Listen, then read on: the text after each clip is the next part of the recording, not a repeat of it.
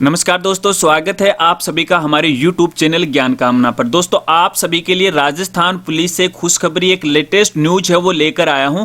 और खुशखबरी ये है कि राजस्थान पुलिस भर्ती 2021 की विज्ञप्ति या फिर नोटिफिकेशन है वो जारी हो गया। जी हां दोस्तों, इस वीडियो में मैं आपको टोटल पोस्ट के बारे में बताऊंगा, आयु के बारे में बताऊंगा, ऑनलाइन आवेदन कब से शुरू होंगे, परीक्षा कब होगी, सिलेबस में क्या आएगा और परीक्षा में कितने क्वेश्चन होंगे और फिजिकल कैसा रहेगा, आयु क्या रहेगी, यानी ए से लेके जेड तक पूरी जानकारी इस वीडियो के अंदर मैं आपको बताने वाला हूं। तो वीडियो के साथ वो आप बने रहें। तो चलिए वीडियो को शुरू करते हैं।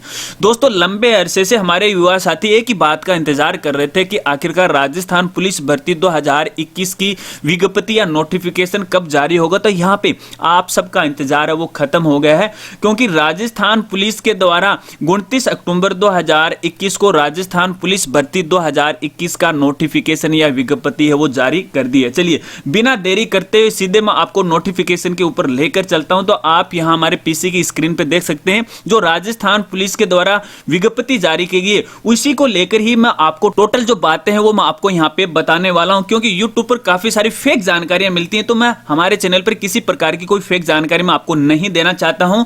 तो ये जो विज्ञप्ति विभाग के द्वारा जारी की गई उसी के द्वारा ही हम आगे बढ़ेंगे और पूरी जानकारी साथ साथ लेंगे। तो दोस्तों, आप यहां स्क्रीन पे देख सकते हैं कार्यालय महानिदेशक पुलिस राजस्थान जयपुर के द्वारा ये जो विज्ञप्ति है नोटिफिकेशन जारी किया गया, जो कि 29 अक्टूबर 2021 को जारी किया गया।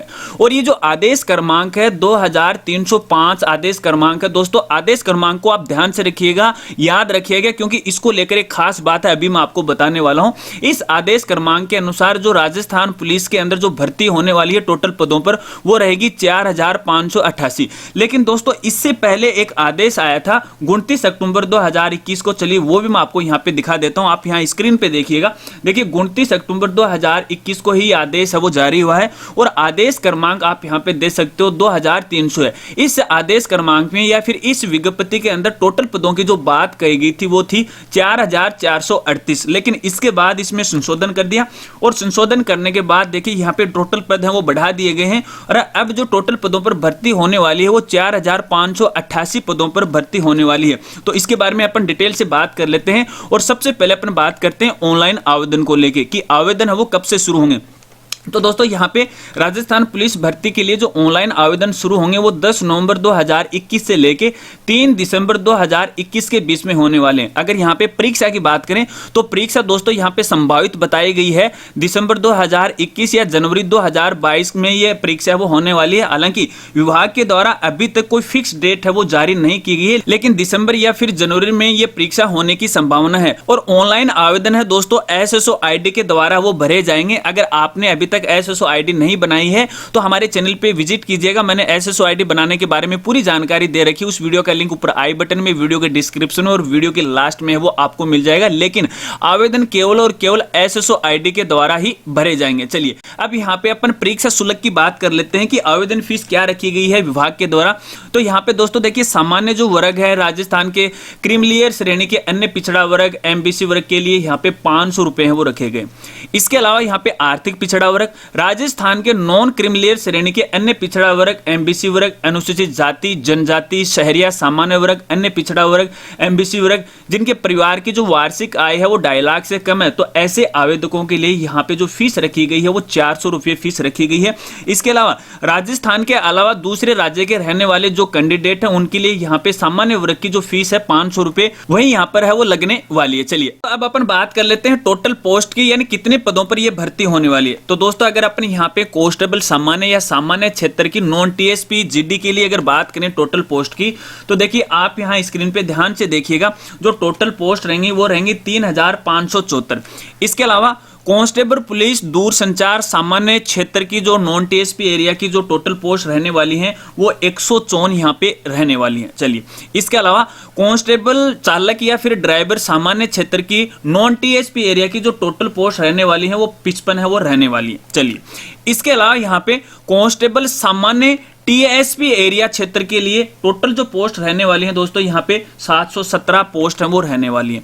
इसके अलावा कांस्टेबल चालक या ड्राइवर TSP एरिया की बात करें तो टोटल जो पोस्ट यहाँ पे रहने वाली हैं वो रहेंगी 65, यानी 65 पदों पर कांस्टेबल TSP ड्राइवर के पदों पर यहाँ पे भर्ती होने वाली है। इसके अलावा कांस्टेबल बैंड टीएसपी क्षेत्र की बात करें तो यहाँ पे जो टोटल पोस्ट रखी गई है विभाग के द्वारा वो 23 पोस्ट है यहाँ पे वो रखी गई है। तो कहने का मतलब है इस हिसाब से 4588 पोस्टों पर या पदों पर यह भर्ती होने वाली है। चलिए अब अपन यहाँ पे सेक्शन की योग्यता की बात कर लेते हैं कि क्या एजुकेशन क्वालिफिकेशन इस भर्ती के लिए यहाँ पे रखी गई है।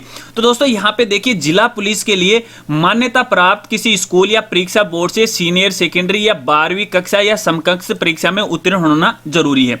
इसके अलावा आरएएस एमबीसी बटालियन बैंड सहित मान्यता प्राप्त किसी स्कूल या बोर्ड से 10वीं पास होना चाहिए।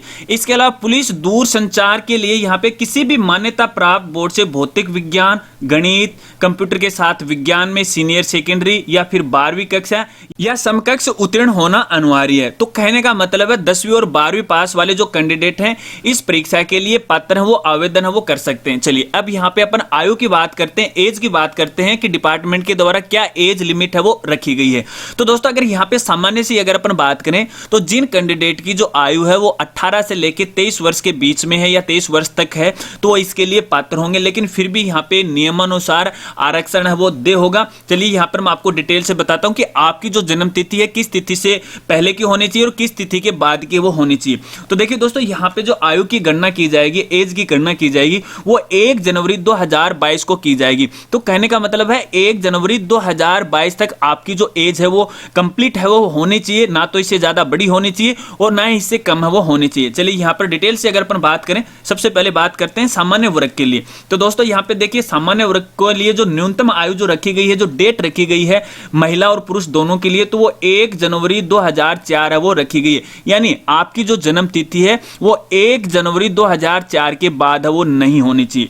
इसके अलावा यहाँ पे जो अधिकतम जो आयु रखी गई है वो रखी गई है पुरुषों के लिए 2 जनवरी 1998 और महिलाओं के लिए 2 जनवरी 1993, यानी इससे पहले का जन्म है आपका नहीं होना चाहिए। चलिए अगर यहाँ पे एससी, एसटी, बीसी, एमबीसी और शहरिया वर्ग की बात करें पुरुष और महिलाओं के लिए तो उनकी जो जन्म तिथि है, देखिए ये जो जन्म तिथि है जो न्यूनतम आयु रखी गई है वो सबकी 1 जनवरी 2004 रखी गई है, लेकिन अधिकतम जो आयु में छूट दी गई है वो अलग अलग है। एससी, एसटी, शहरिया, एमबीसी के लिए यहाँ पर जो अधिकतम आयु रखी गई है वो 2 जनवरी 1993 पुरुषों के लिए और 2 जनवरी 1988 महिलाओं के लिए। इससे पहले की जो डेट है आपकी जन्म तिथि है वो नहीं होनी चाहिए।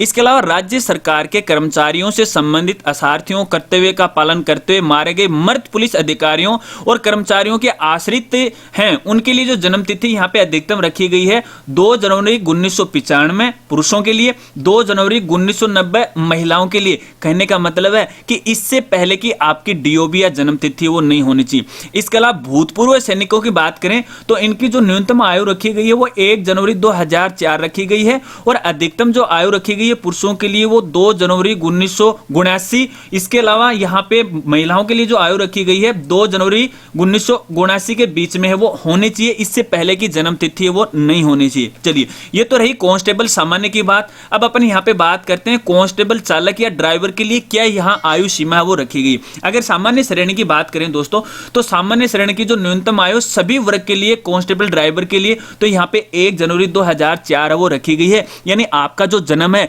इस डेट के बाद का है वो नहीं होना चाहिए। अगर अधिकतम आयु की बात करें सामान्य वर्ग की पुरुषों के लिए तो 2 जनवरी 1995 रखी गई है, इससे पहले का जन्म वो नहीं होना चाहिए। महिलाओं के लिए 2 जनवरी 1990 रखी गई है और यहाँ पे एससी, एसटी, शहरिया, एमबीसी के लिए जो अधिकतम आयु रखी गई है वो 2 जनवरी 1990 पुरुषों के लिए, 2 जनवरी 1985 है वो रखी गई है महिलाओं के लिए, यानी इससे पहले का जन्म है वो आपका नहीं होना चाहिए। इसके अलावा राज्य सरकार के कर्मचारियों पर जो आश्रित कैंडिडेट हैं उनकी जो अधिकतम आयु है वो 2 जनवरी 1992 पुरुषों के लिए और 2 जनवरी 1987 महिलाओं के लिए, इससे पहले की जन्म तिथि नहीं होनी चाहिए। इसके अलावा यहाँ भूतपूर्व सैनिकों की बात करें तो भूतपूर्व सैनिकों के लिए यहाँ पे न्यूनतम जो आयु रखी गई है वो 1 जनवरी 2004 रखी गई है, यानी इससे बाद का जन्म है वो नहीं होना चाहिए। अगर यहाँ पे अधिकतम आयु की बात करें भूतपूर्व सैनिकों के लिए तो 2 जनवरी 1979 रखी गई है पुरुषों के लिए और महिलाओं के लिए यहाँ पे 2 जनवरी 1979 रखी गई है, इससे पहले का जन्म है वो आपका नहीं होना चाहिए। चलिए अगर अपन यहाँ पे शारीरिक मापदंड की बात करें, फिजिकल फिटनेस की बात करें तो यहाँ पे देखिए जो न्यूनतम ऊंचाई रखी गई है पुरुषों के लिए वो 168 सेंटीमीटर रखी गई है और महिलाओं के लिए 152 सेंटीमीटर है वो रखी गई है। अगर यहाँ पे सीने की बात करें तो न्यूनतम जो सीना यहाँ पे पुरुषों के लिए है केवल सीना तो बिना फुलाए जो सीना है वो 81 सेंटीमीटर होना चाहिए और फुलाने पर 86 सेंटीमीटर वो होना चाहिए, और सीने में जो फुलाव है वो कम से कम 5 सेंटीमीटर का होना चाहिए। अगर यहाँ पे न्यूनतम वजन की बात करें, केवल महिलाओं के लिए लागू है, तो इसके लिए न्यूनतम जो वजन होना चाहिए महिलाओं में वो 47.5 किलोग्राम है वो होना चाहिए। अगर ये फिजिकल फिटनेस है तो आप इसके लिए पात्र हैं। चलिए दोस्तों, अब अपन परीक्षा की बात कर लेते हैं कि परीक्षा का ये क्या मामला है, कि कितने क्वेश्चन आने वाले हैं, कितने टोटल अंकों की ये परीक्षा होने वाली है, क्या मैटर रहेगा। तो देखिए फ्रेंड्स, आप यहाँ स्क्रीन पे देखिए कि ये जो परीक्षा है वो टोटल 200 अंकों की होने वाली है, यानी टोटल जो पूर्णांक होगा वो 200 नंबर का होगा यहाँ पे। लेकिन इन 200 नंबर में यहाँ पे जो लिखित परीक्षा है उसके अलग नंबर है, फिजिकल जो परीक्षा है उसके जो अलग नंबर है वो मैं आपको यहाँ पे बता देता हूँ। तो सबसे पहले अपन यहाँ पे बात करें लिखित परीक्षा, और लिखित परीक्षा की बात करें तो दोस्तों ये ऑब्जेक्टिव टाइप की होगी, और इसके अंदर कांस्टेबल, सामान्य और पुलिस दूरसंचार के लिए जो टोटल यहाँ पे अंक होंगे और क्वेश्चन होंगे वो 150 होंगे। कहने का मतलब एक जो क्वेश्चन होगा वो 1 नंबर का होगा। कांस्टेबल ड्राइवर की बात करें तो यहाँ पे वही रहेगा 150 का मामला। अगर बैंड वालों के लिए बात करें तो उसके लिए परीक्षा यहाँ पे लागू नहीं है, उनकी परीक्षा वो नहीं होने वाली। अगर यहाँ पे शारीरिक दक्षता परीक्षा या फिजिकल एग्जाम की बात करें तो यहाँ पर कांस्टेबल, सामान्य और पुलिस दूरसंचार के लिए टोटल जो अंक होंगे वो 30 नंबर के होंगे, और कांस्टेबल ड्राइवर की बात करें तो इसके जो नंबर इनको मिलने वाले हैं वो 20 नंबर मिलने वाले, और बैंड वालों के लिए यहाँ पे 20 है वो मिलने वाले। अगर दक्षता परीक्षा की बात करें तो देखिए यहाँ पे कांस्टेबल, सामान्य, पुलिस दूरसंचार पे ये लागू नहीं है, और ड्राइवर के लिए इसके 30 नंबर होंगे और बैंड वालों के लिए 30 नंबर होंगे। दक्षता परीक्षा का मतलब यही है कि जो ड्राइवर है उनसे तो गाड़ियां हैं वो चलाए जाएंगे, और जो बैंड वाले हैं उनसे बैंड या ढोलक है वो बजाया जाएगा।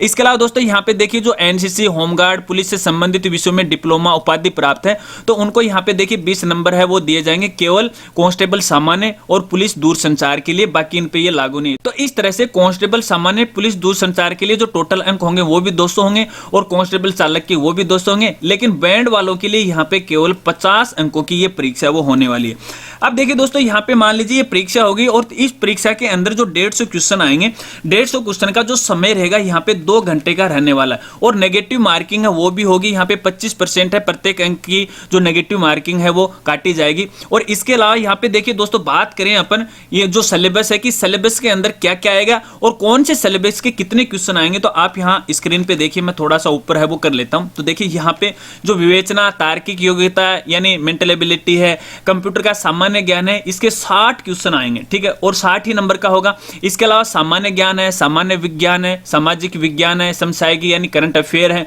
उनके 35% होंगे और 35 ही नंबर का होगा। इसके अलावा यदि यहाँ पे महिला एवं बच्चों के प्रति अपराध और उनसे संबंधित जो भी कानून नियम सरकार के द्वारा बनेंगे उससे संबंधित जो क्वेश्चन है वो पूछे जाएंगे। तो ऐसे जो क्वेश्चन है जो 10 होंगे और टोटल 10 ही नंबर के होंगे। और दोस्तों, इस प्रकार के क्वेश्चनों के लिए आप संबंधित विभाग की जो वेबसाइट है उस पर विजिट कर सकते हैं। वहां पर आपको इस प्रकार के जो कानून है, अपराध हैं वो मिल जाएंगे, जाके आप वहां से डाउनलोड है वो कर लीजिएगा।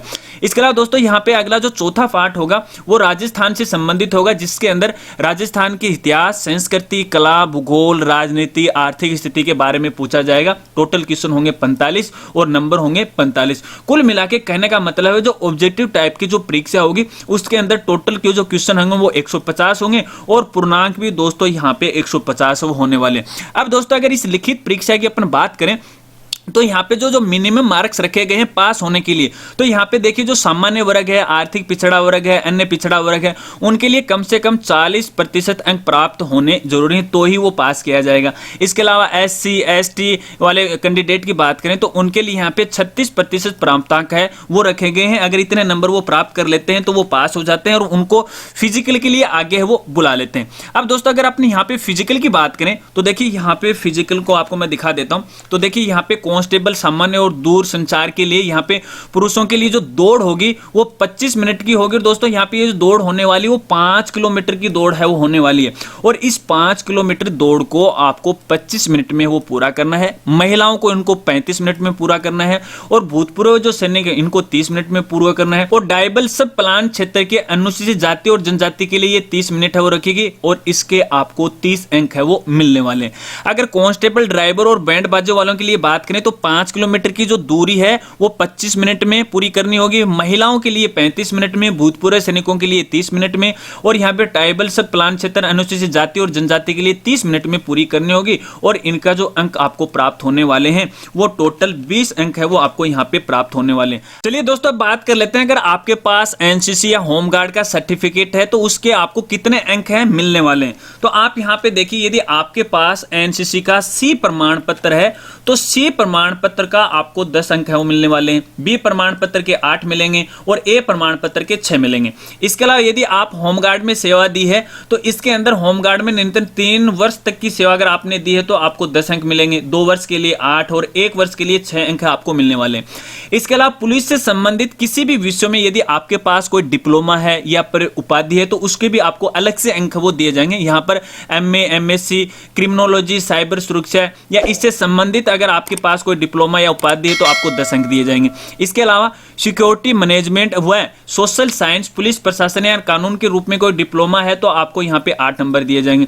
इसके अलावा उपरोक्त विषयों में अलावा और भी कोई अन्य आपके पास अगर डिप्लोमा है पुलिस प्रशासन से संबंधित या पुलिस विषय से संबंधित तो आपको यहाँ पे 6 अंक है वो मिलने वाले।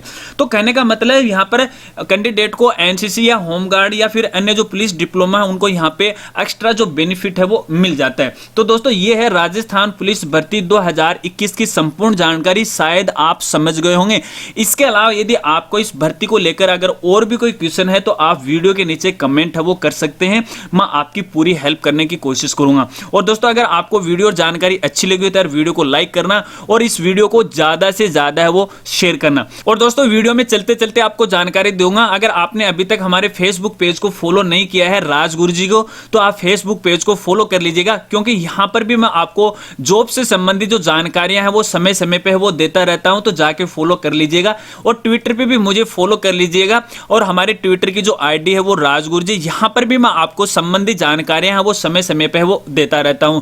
तो दोस्तों बताना वीडियो आपको कैसी लगी, अच्छी लगी तो यार लाइक कर देना, और चैनल पे नए हो और अभी तक यार चैनल को नहीं सब्सक्राइब किया है तो चैनल को भी सब्सक्राइब कर लेना, बेल आइकन है उसे भी दबा देना, ऑल नोटिफिकेशन है उसे भी ऑन कर लेना, ताकि इसी प्रकार की नई नई वीडियो की जानकारी वो आपको मिलती रहे। क्योंकि हमारे चैनल पर आपको जॉब से संबंधित, शिक्षा जगत से संबंधित, रोजगार से संबंधित, सरकारी योजनाओं से संबंधित समय समय पे जानकारी है वो मिलती रहेगी। तो मिलते हैं फ्रेंड्स अगली एक नई वीडियो के साथ, तब तक के लिए जय हिंद, जय भारत।